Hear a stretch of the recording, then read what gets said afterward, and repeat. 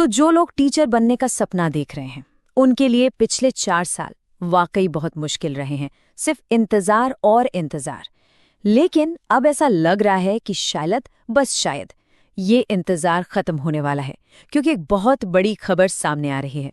तो सवाल यही है जो हर कैंडिडेट के मन में है, क्या 4 साल की ये अनिश्चितता, ये लंबा इंतजार अब सच में खत्म होने वाला है? चलिए इसी सवाल का जवाब ढूंढते हैं। और सबसे बड़ी खबर बिल्कुल सीधे सीधे ये है कि आयोग ने टेंटेटिव डेट्स की घोषणा कर दी है। जी हाँ, यूपी टेट की परीक्षा जुलाई 2026 में हो सकती है। तो इसका मतलब ये है कि अब तैयारी के लिए एक नई टाइमलाइन है, एक नई डेडलाइन है। तो देखते हैं कि आयोग ने क्या योजना बनाई है। तो आयोग ने 3 तारीखें दी हैं, 2, 3 और 4 जुलाई। अब आप सोच रहे होंगे कि परीक्षा 3 दिन क्यों चलेगी? देखिए, बात सीधी सी है। 4 साल का गैप है तो जाहिर है कि इस बार कैंडिडेट्स की संख्या बहुत बहुत ज्यादा होने वाली है। लेकिन अगला सवाल जो सबके मन में है कि अचानक 4 साल की चुप्पी के बाद ये सब अब क्यों हो रहा है? इसे समझने के लिए इसकी पॉलिटिकल बैकग्राउंड पर भी एक नज़र डालनी होगी। देखिए, ऐसा माना जा रहा है कि इस घोषणा की टाइमिंग का सीधा कनेक्शन चुनाव से है। ये एक तरीका हो सकता है जिससे सरकार ये दिखा सके कि वो इलेक्शन से ठीक पहले रोजगार के मौके बना रही है। और इस बात को और ज्यादा वजन इस नंबर से मिलता है, 1,49,000 से भी ज्यादा। जी हाँ, कुछ समय पहले ही राज्य विधानसभा में सरकार ने खुद ये माना है कि बेसिक शिक्षा में इतने शिक्षकों के पद खाली पड़े हैं। और कहानी सिर्फ यहीं खत्म नहीं होती। माध्यमिक शिक्षा यानी सेकेंडरी एजुकेशन में भी 30,731 से ज्यादा पद खाली हैं। ये आंकड़े साफ साफ दिखा रहे हैं कि टीचर्स की कितनी बड़ी जरूरत है। और यहीं पर एक बहुत बड़ा बदलाव देखने को मिला है। पहले सरकार का स्टैंड क्या था?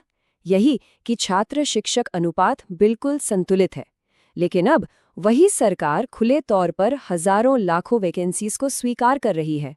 ये जो रवैये में बदलाव आया है ना, ये आने वाली भर्तियों का एक बहुत बड़ा संकेत है। लेकिन आगे देखने से पहले ये याद रखना भी जरूरी है कि पिछला अनुभव कैसा रहा, क्योंकि 2021 का जो यूपी टेट का एग्जाम साइकिल था वो काफी उथल-पुथल से भरा हुआ था। जरा सोचिए, अक्टूबर 2021 में नोटिफिकेशन आया, नवंबर में एग्जाम के दिन ही पेपर लीक हो गया और परीक्षा रद्द करनी पड़ी। फिर जनवरी 2022 में दोबारा परीक्षा हुई, अप्रैल में रिजल्ट्स भी आ गए, लेकिन उसके बाद से सब कुछ ठप पड़ा है, कोई नई भर्ती नहीं हुई। तो ये इतनी लंबी देरी हुई क्यों? इसके पीछे कई कारण थे।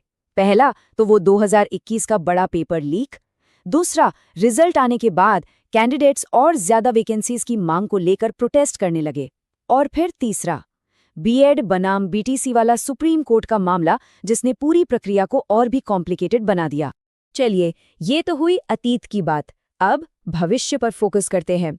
और सबसे पहले ये जानना जरूरी है कि इस परीक्षा के लिए एलिजिबल कौन-कौन है। तो देखिए, 2 लेवल हैं।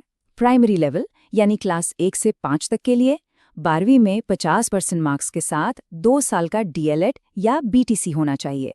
और अपर प्राइमरी लेवल के लिए यानी क्लास 6 से 8 तक के लिए ग्रेजुएशन के साथ डीएलएड/बीटीसी या फिर बीएड की डिग्री चाहिए। और हाँ, ये एक बहुत बहुत जरूरी अपडेट है। सुप्रीम कोर्ट के फैसले के बाद अब जिनके पास बीएड की डिग्री है वो प्राइमरी लेवल के टीचर की भर्ती के लिए अप्लाई नहीं कर सकते। ये नियम अब सिर्फ डीएलएड या बीटीसी कैंडिडेट्स को ही उस लेवल के लिए पात्र बनाता है।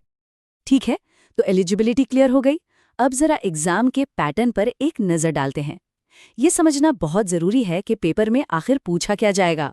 पेपर 1 जो कि प्राइमरी लेवल के लिए है, उसमें कुल 150 सवाल होंगे। इसमें 5 सब्जेक्ट्स हैं: चाइल्ड डेवलपमेंट, हिंदी, एक दूसरी लैंग्वेज, मैथ्स और एनवायरमेंटल स्टडीज़। और हर सब्जेक्ट से 30-30 सवाल आएंगे। पेपर 2 में भी 150 सवाल ही हैं। इसमें पहले 3 सब्जेक्ट यानी चाइल्ड डेवलपमेंट और 2 भाषाएं तो कॉमन हैं, जिनसे कुल 90 सवाल आते हैं। बाकी के जो 60 सवाल हैं वो आपकी स्ट्रीम पर निर्भर करते हैं, या तो सोशल स्टडीज से होंगे या फिर मैथ्स और साइंस से। अब पास होने के लिए कितने मार्क्स चाहिए?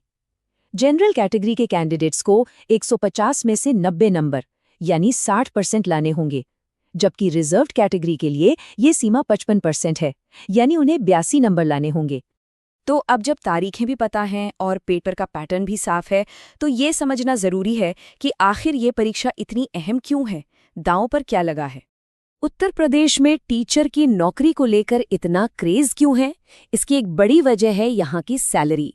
यूपी में एक प्राइमरी टीचर का वेतन आसपास के किसी भी राज्य की तुलना में बेहतर होता है और यही चीज इसे एक बड़ा आकर्षण बनाती है।